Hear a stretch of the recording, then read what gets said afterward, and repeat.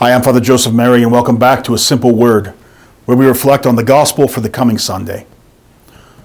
There's a legend told about the great philosopher Socrates and a proud young man who came to him one day seeking wisdom. "O great Socrates," said the young man, "I come to you seeking wisdom." Recognizing the familiar arrogance of the young, Socrates led him down to the ocean and waded out until they were about chest deep in water. Then he asked him, "What are you seeking?" "Wisdom, O great Socrates," said the young man. Socrates put his strong hands on the man's shoulders and thrust him under the water. 30 seconds passed before Socrates let him up. "What do you seek?" the philosopher asked again. "Wisdom," spluttered the young man. Back under Socrates pushed him. 30 seconds, 35, 40. Finally, Socrates let him up. The young man was shivering and gasping. "What are you seeking?" Socrates asked again. Struggling for breath, the young man wheezed. "Wisdom, O wise and wonderful." Boom. Socrates slammed him beneath the water a third time. The young man fought savagely now to break free. 40 seconds passed, 50. Finally, Socrates released him. "What are you seeking?" he asked a final time. The young man screamed desperately, "Air! I need air." "And when you seek wisdom," replied Socrates, "as you have just sought air, then you'll begin to find it." What are we seeking after in our lives? That's really the question at the heart of Luke's gospel this Sunday.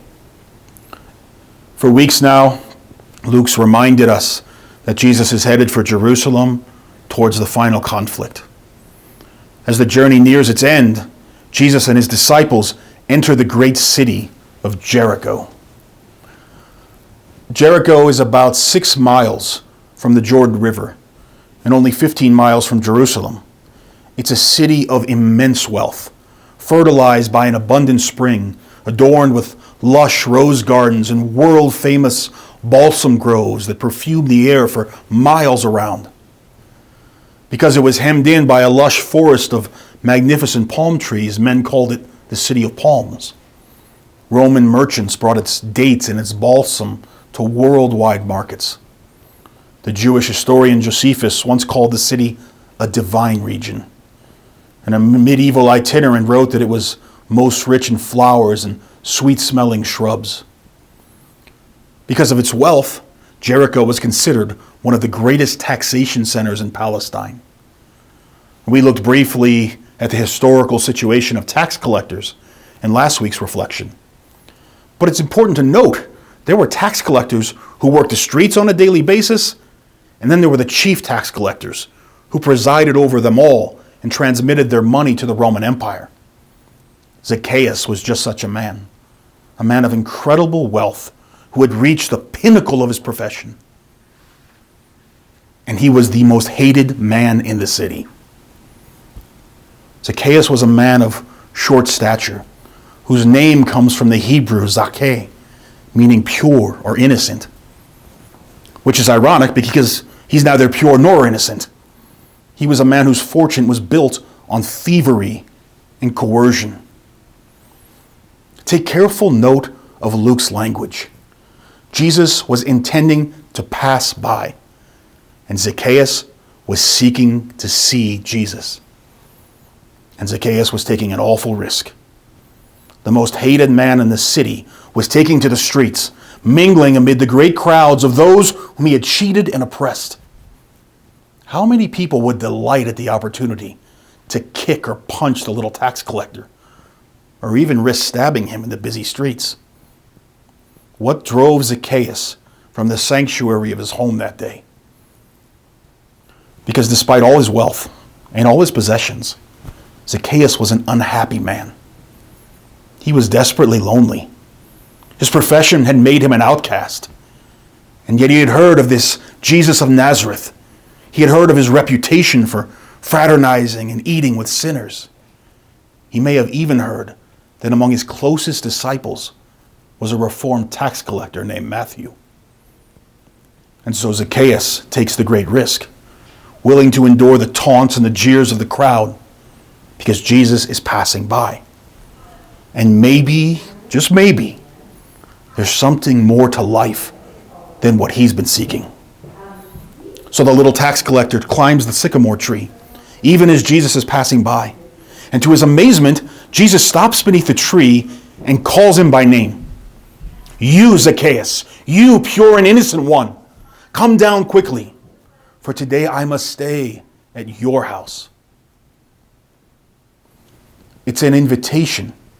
An invitation not just to stay at his house, but an invitation to remember who you are. Remember who God created you to be.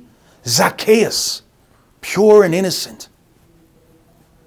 Luke ends by saying that the Son of Man came to seek and save what was lost.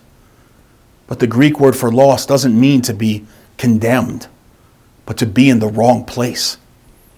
Zacchaeus was lost because he wandered from God, because he was seeking the things of this world. And they left him sad, lonely, and unfulfilled. But when he seeks Jesus, he finds his place again. His identity is restored. And this changes his whole life. It brings about a metanoia, a conversion, a turning around. And he vows to make amends for all of his ill-gotten money. He vows to give it all up to be in friendship with Jesus. What are we seeking in our lives? What's the most pressing desire of your heart at this moment? What's most forefront in our minds? Is it our job, our mortgage, our relationship troubles, our worries, our past, the pleasure and enticements of this world? Have we stopped today to acknowledge the goodness of God, to seek the face of Christ in prayer? Because Jesus is passing by. He's passing by our lives today.